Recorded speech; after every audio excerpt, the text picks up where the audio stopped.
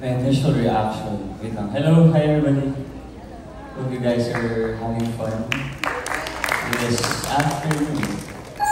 Okay, my initial reaction was, kaya ko ba yun? Just because I never played a role na priest.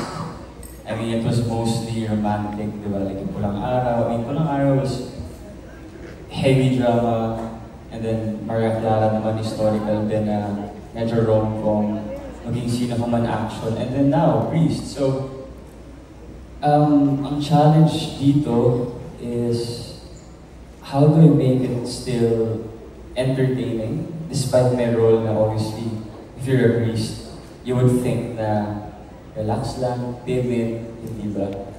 So yun yung naging challenge ko talaga, like how do I still make it entertaining? Yeah.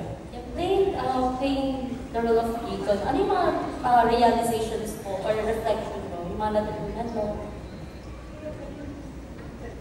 What I learned is, I think in life, it is okay to commit mistakes as long as you learn how to learn from your mistakes. Then eventually, hindi mo na siya gagawin ulit. So I think it's always better to like know kung bakit mo siya nagawa. And then from there, you learn from it. Then eventually, for sure, hindi mo na siya gagawin in the future. Thank you. Congratulations.